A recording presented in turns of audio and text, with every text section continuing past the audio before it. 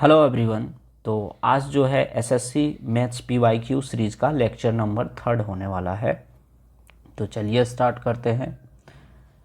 दिया है triangle P Q R and S Q R both isosceles triangle on a common base Q R such that P and S lies on the same side of QR if triangle QSR equal to 60 degree and QPR equal to 100 degree then find the value of SRP।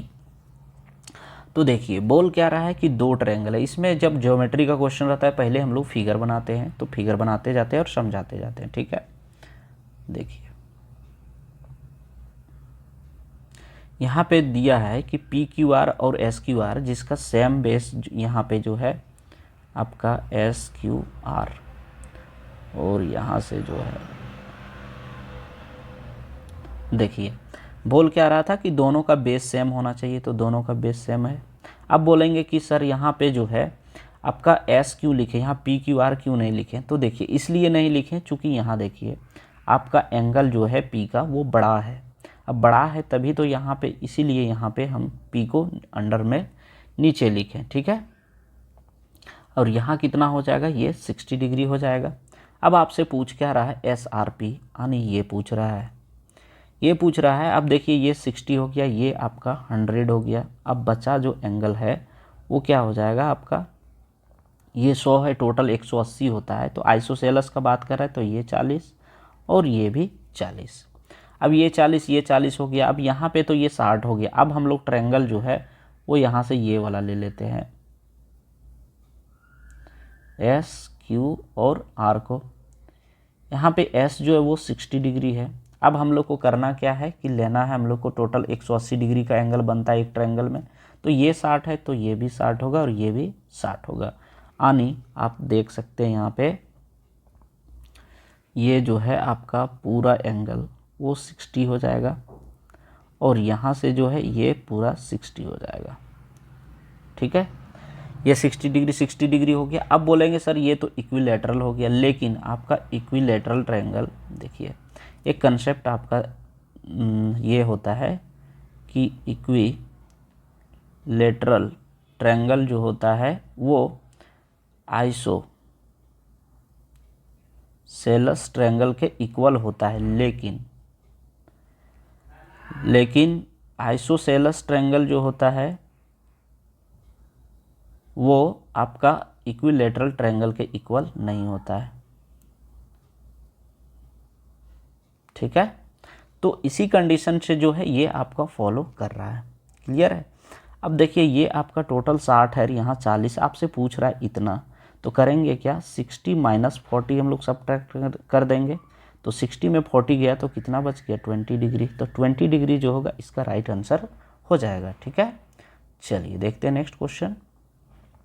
दिया the average monthly salary of workers in your factory is 6000, the average monthly salary of 100 technician is 12,000 and the average monthly salary of non-technician is 4,000. Find the total number of worker in the factory.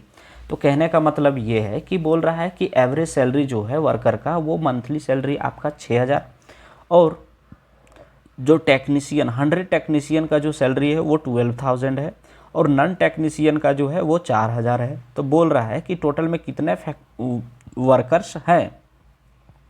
तो factory में कितने workers हैं तभी पता चलेगा, पहले हम लोग को निकालना होगा।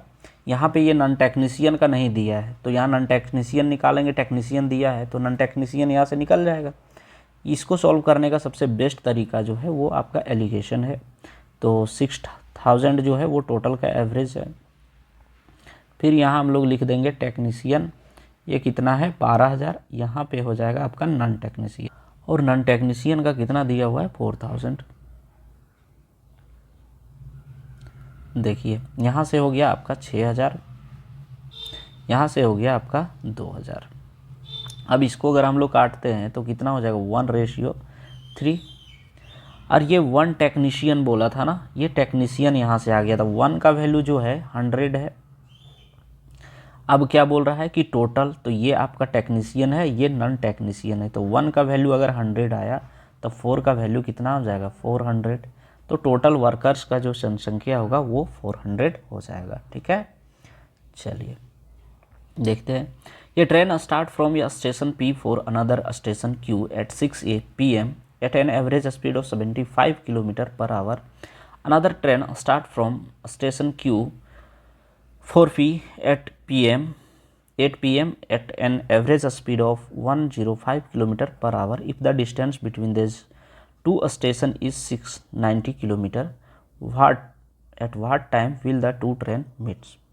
तो देखिए यहाँ पे हम फिगर बना देते हैं आप लोग के लिए। ये मान लेते हैं कि स्टेशन P है, ये स्टेशन Q है। एक ट्रेन जो है वो इधर जाती है, वो 6 PM में ये स्टार्ट करती है, ठीक है। और ये जो Q से जो ट्रेन स्टार्ट होती है वो 8 PM से, और इन लोग दोनों के बीच का दूरी बोल रहा है कितना है, ये आपका 690 किलोमीटर है। क्लियर है यहाँ तक। अब हम लोग को निकालना होगा क्या, एवरेज स्पीड, जैसा एवरेज स्पीड निकालना होगा, ठीक है। तो एवरेज स्पीड जो है निकालेंगे तब जब हम लोग का क्या करेंगे, यहाँ से सेम टाइम में जब हम लोग का गाड़ी चलेगी तो सेम टाइम में चलाने के लिए क्या करेंगे, P को 2 घंटा और चलाएंगे, चूँकि ये 8 बजे चल रहा है, इसको भी 2 घंटा और चलाएंगे तो सेम टाइम पे ये चलेगा, ठीक है। तो 2 घंटा अगर ये P चलता है तो P का स्पीड कितना दिया हुआ है, 75 किलोमीटर पर आवर, आने 2 घंटे में जो है ये 150 चल जाएगा। तो 690 किलोमीटर ये हो गया, या 150 किलोमीटर हम लोग सब्ट्रैक्ट कर देंगे। सब्ट्रैक्ट करेंगे तो ये हो जाएगा आपका 540। आनी अब हम लोग को चलना कितना है, मान लीजिए कि इतना दूर तक ये चल लेता है, ठीक है, 8 PM। अब ये चल लेता है, अब बचा कितना है, 540 किलोमीटर। लेकिन आप देखे होंगे रिलेटिव वेलोसिटी का रूल क्या होता है कि जब अपोजिट डायरेक्शन होता है तो हम लोग स्पीड को ऐड कर देते हैं, अगर सेम डायरेक्शन होता है तो स्पीड को सब्ट्रैक्ट कर देते हैं, यही रूल होता है। तो ये दोनों अपोजिट डायरेक्शन चल रहा है तो क्या हो जाएगा, स्पीड हम लोग का ऐड हो जाएगा। तो यहाँ पे 105 किलोमीटर पर आवर है और यहाँ 75, यानी कितना हो जाएगा टोटल, 105 और 75 180 हो गया। अब इसको हम लोग काटेंगे तो ये 0 और ये 18 3 54, तो देखिए 3 आवर आ गया टोटल।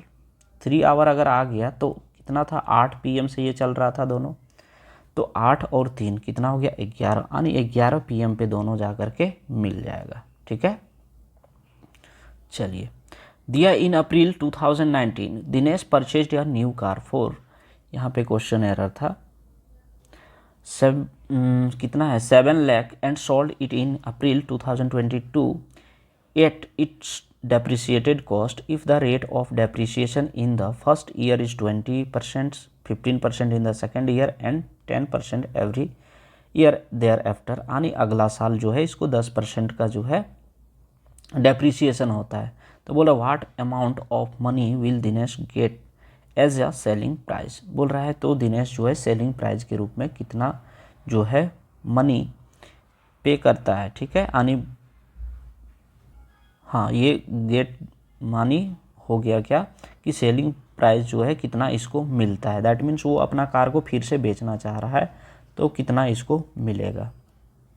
तो देखिए यहाँ डेप्रिसिएशन का रूल क्या होता है, आपका प्रिंसिपल जो है पहले वो कितना है, ये आपका 7 लाख हो गया, ठीक है, इनटू आपका डेप्रिसिएशन फर्स्ट ईयर में 20 है, तो इसको क्या हम लोग लिख सकते हैं यहाँ पे 2/10, एक सेकंड 8/10, चूँकि 20 घट जा रहा है 100 में से तो 8/10 हो जाएगा ये, इनटू यहाँ पे हो जाएगा आपका 15, अगर सब्ट्रैक्ट करेंगे 100 में तो 70 × 5 = 85 और 20 × 5 = 100 इंटू 10% यहाँ भी घटेगा तो हो जाएगा आपका 9/10, यहाँ से 3 0 कट जाएगा आपका, देखिए कट गया।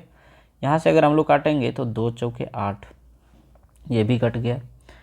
अब जो है हम लोग यहाँ से मल्टीप्लाई करना शुरू करना होगा, क्योंकि यही जो है सबसे बड़ा चीज़ होता है एग्ज़ाम में। अब देखिए यूनिट प्लेस को हम लोग चेक करके देखते हैं, 7 चौके 28, 8 7 56, यहाँ यूनिट प्लेस 4 आ रहा है, तो इस तरह से आपका सॉल्व नहीं होगा, ठीक।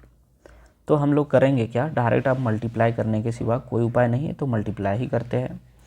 यहाँ से हो जाएगा आपका 7 चौके 28, ये 2800 हो गया। 2800 को 9 से मल्टीप्लाई पहले करेंगे कितना हो जाएगा, ये 0 9 8 72 का 2 7 कैरी बचेगा, 9 दूना 18 और 7 25, इतना हो गया।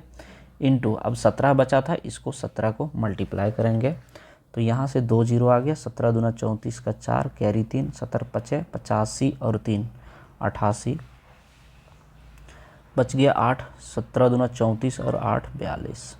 तो देखिए कौन सा ऑप्शन मैच कर रहा है आपका, 42 84 आपका ऑप्शन नंबर 3 मैच कर रहा है, इसलिए यही राइट आंसर आपका हो जाएगा। ठीक है, चलिए दिया है triangle DEP, DP is the bisector of angle D meeting EF at P.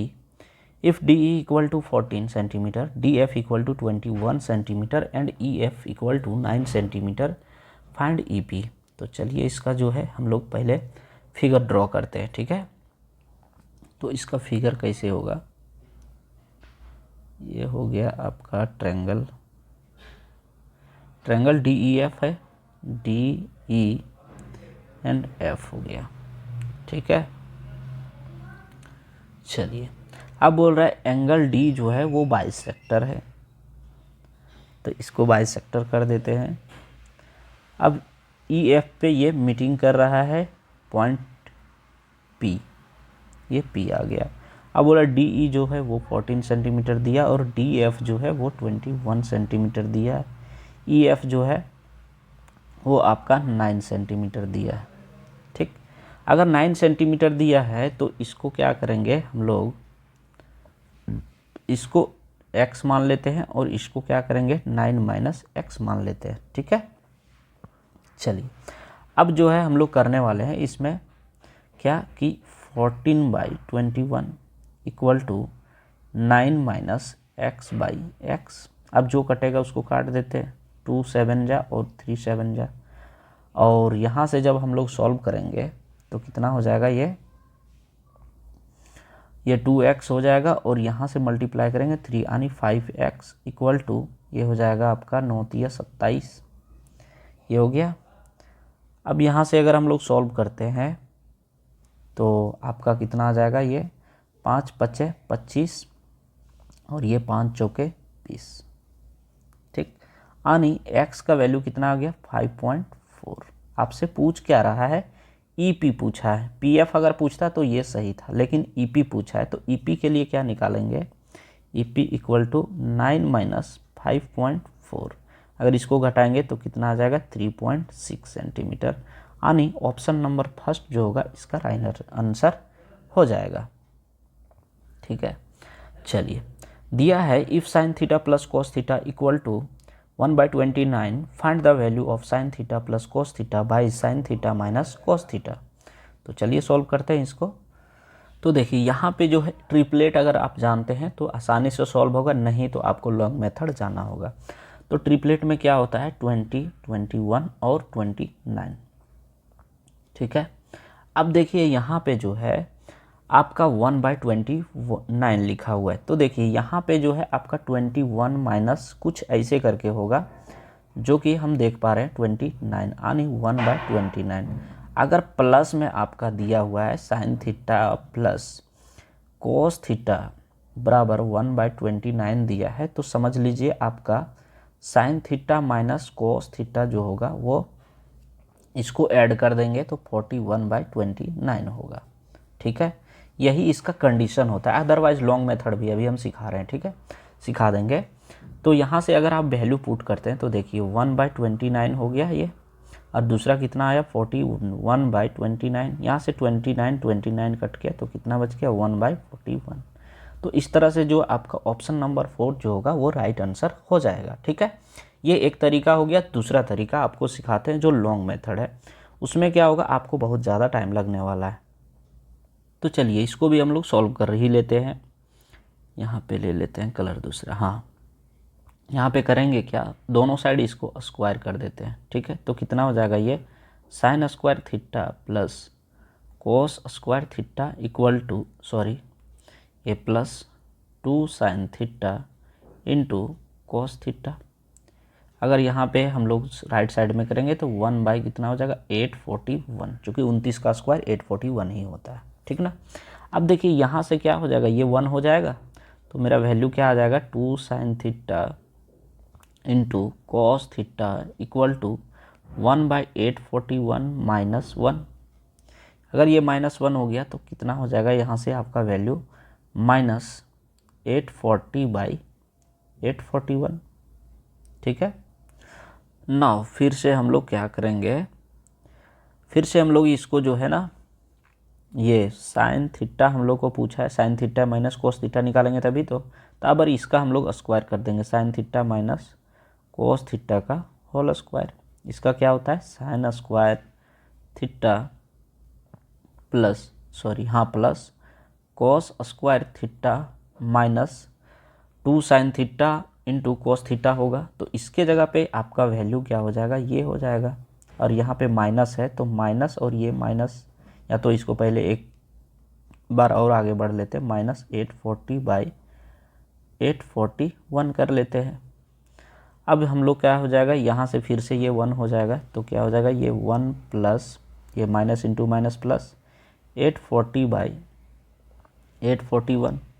अब यहाँ से अगर हम लोग सॉल्व करते हैं तो कितना हो जाएगा आपका, 1681 बटे यहाँ हो जाएगा 841, और ये जो वैल्यू आपका आया वो किसके बराबर आया, sign theta minus cos theta का होल स्क्वायर जो आया वो कितना आया, 1681/841।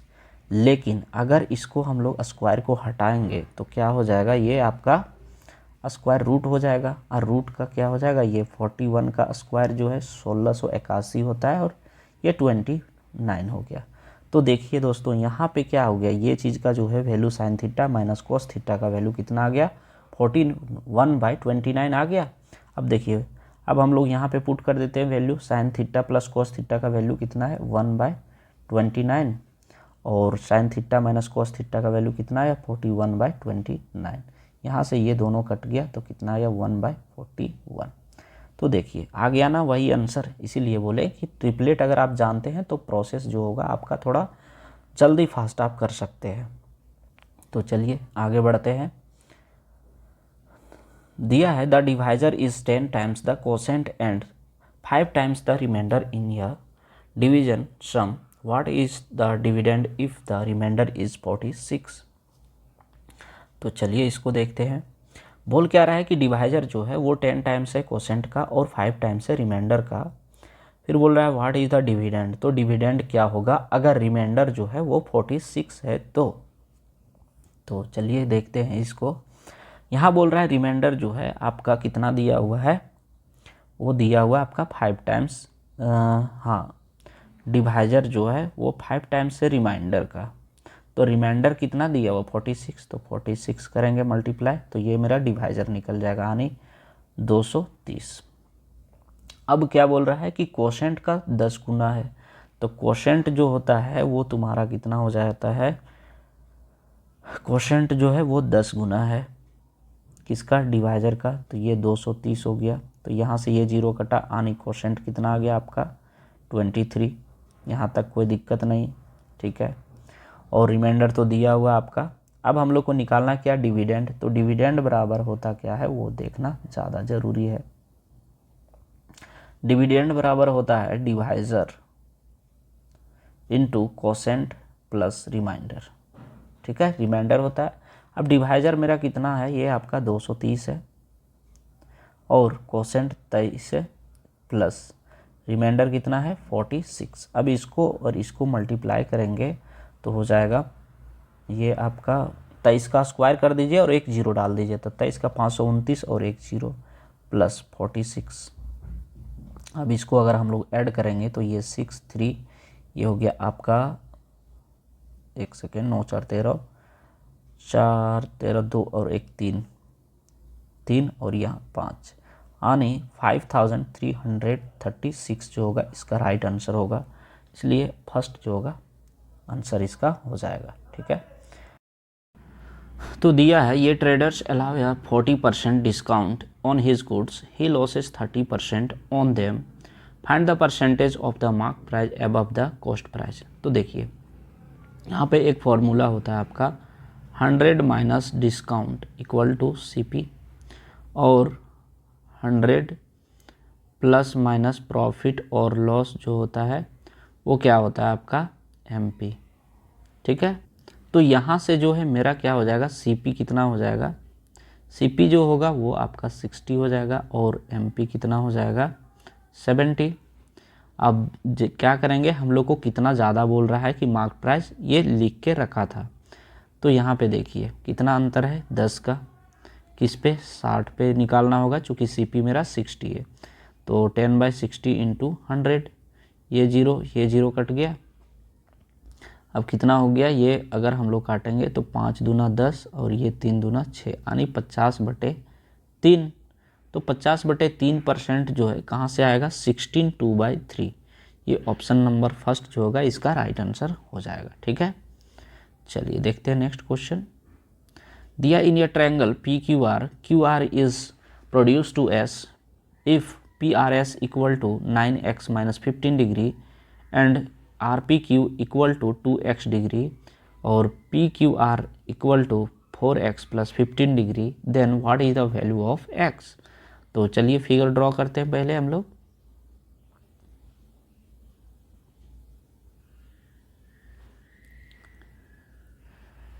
PQR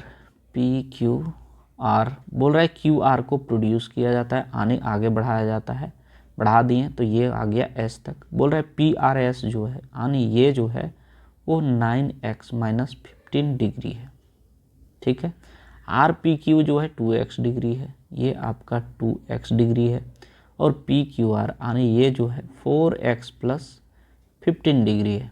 ठीक है, तो देखिए हम जानते हैं कि इंटरनल एंगल का सम जो होता है, ये दोनों इंटरनल एंगल का सम जो होता है इस एक्सटर्नल एंगल के सम के बराबर होता है। यानी यहाँ पे क्या हम लोग लिख सकते हैं, 2x plus 4x equal to 15 equal to कितना हो जाएगा 9x माइनस 15 डिग्री। अगर इसको हम लोग ऐड करेंगे तो कितना हो जाएगा, ये 6x plus 15 degree equal to 9x minus 15 degree. अब हम लोग करेंगे क्या, इस 15 को इधर कर देंगे तो ये प्लस हो जाएगा, ये 6 को इधर कर देंगे तो ये माइनस हो जाएगा। यानी 9 में से 6 गया तो कितना हो गया 3x इक्वल टू ये हो जाएगा आपका 30, यानी x बराबर कितना हो जाएगा 10 डिग्री। अब पूछ रहा है x का वैल्यू, तो x का वैल्यू कितना हो जाएगा 10 डिग्री। ठीक है, चलिए दिया 2 सर्कल ऑफ रेडियाई जो है 15 and 18 centimetre touch each other externally, what is the length of direct common tangent to the 2 circle। तो देखिए इसका फिगर ऐसे कुछ बनेगा। ठीक है, अब एक्सटर्नली तो टच हो गया, अब बोल रहा है कि यहाँ पे जो है 2 रेडियाई है, तो एक बड़ा ट्रायंगल सर्कल बनेगा, तो ये आपका 18 सेंटीमीटर हो गया और यहाँ से ये आपका 15 सेंटीमीटर बन गया। अब बोल रहा है डायरेक्ट कॉमन टेंजेंट का लेंथ, यानी इसका जो है आपको लेंथ पूछ रहा है। तो इस तरह से अगर अलग अलग जो है रेडियस दिया रहे और अगर ये दूरी आपसे पूछे तो होता क्या है 2√अंडर ये भी, या तो आप लिख सकते हैं R1 इंटू R2। ठीक है, अब हम लोग इसको सॉल्व करते हैं, 2 इंटू R1 इंटू R2, यानी यहाँ से हो जाएगा 15 गुने 18 को क्या लिख सकते हैं 9 इंटू 2, 9 का स्क्वायर रूट क्या होता है 3, तो 3 दूना 6 और रूट अंडर 15 दूना 30, यानी 6√30 जो होगा इसका राइट आंसर हो जाएगा।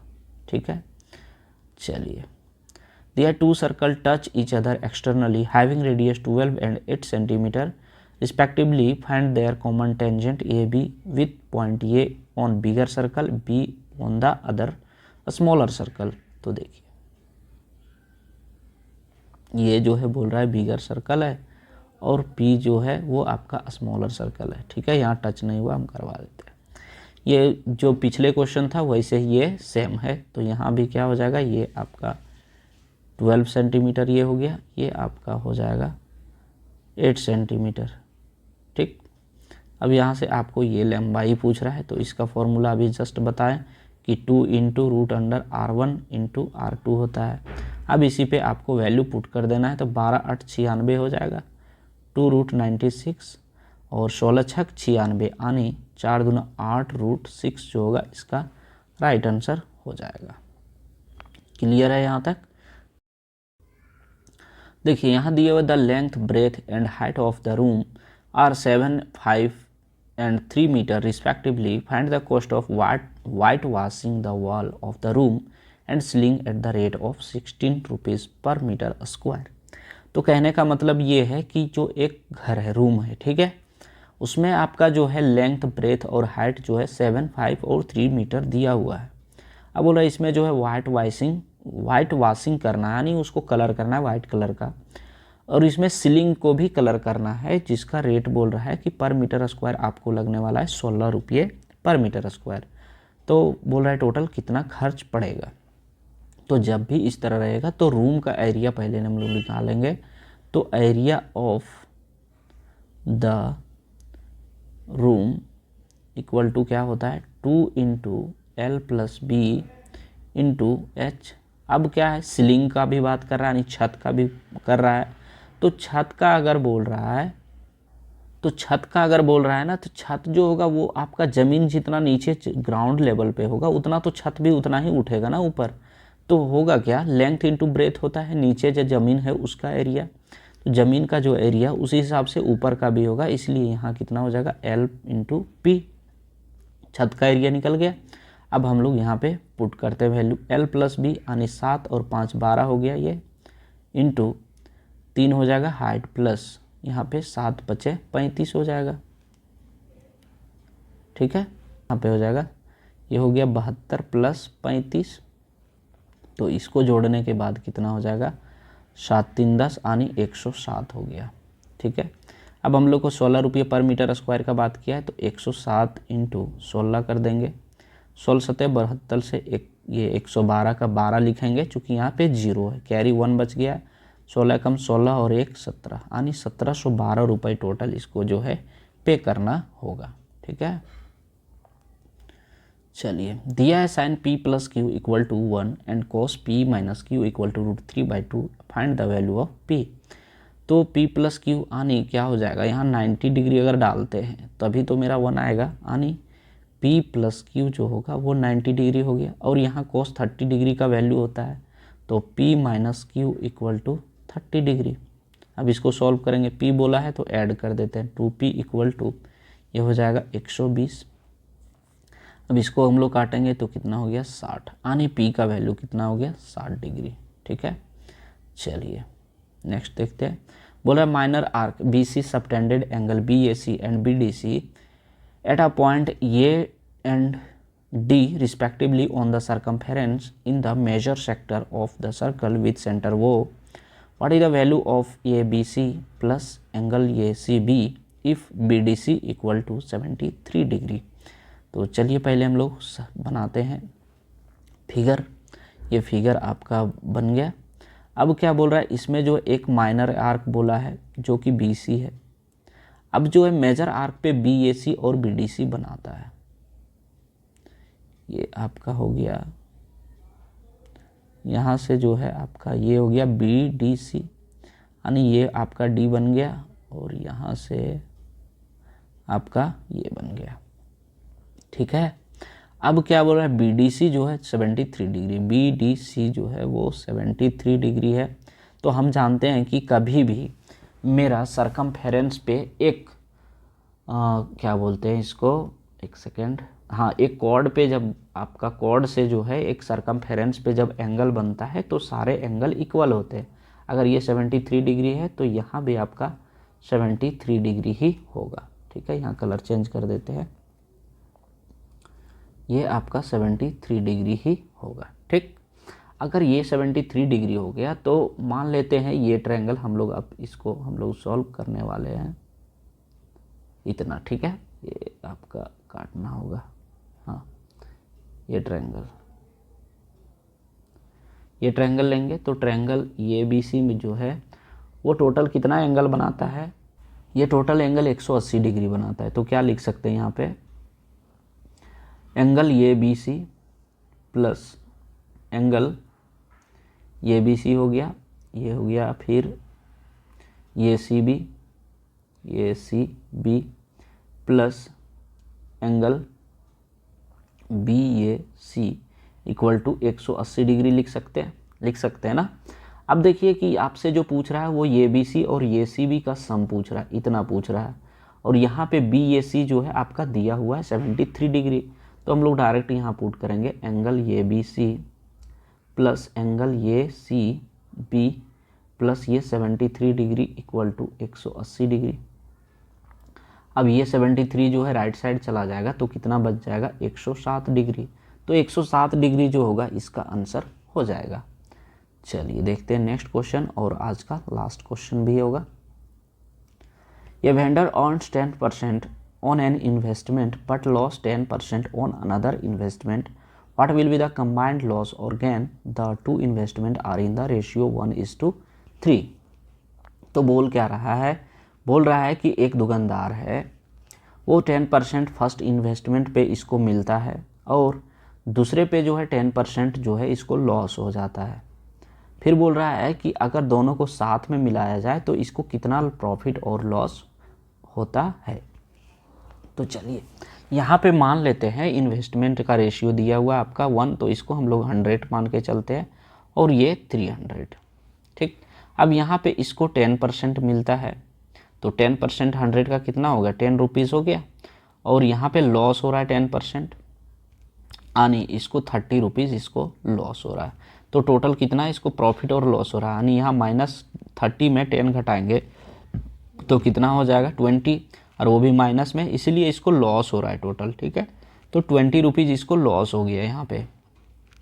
अब क्या बोल रहा है टोटल पे, तो टोटल कितना है मेरा 300 और एक 400, तो यहाँ बटे 400 इंटू 100 करेंगे, यहाँ से 2 जीरो, ये 2 जीरो कट गया, ये 4 पचे 20, यानी यहाँ माइनस था तो क्या हो जाएगा 5% जो है इसको क्या हो रहा है लॉस।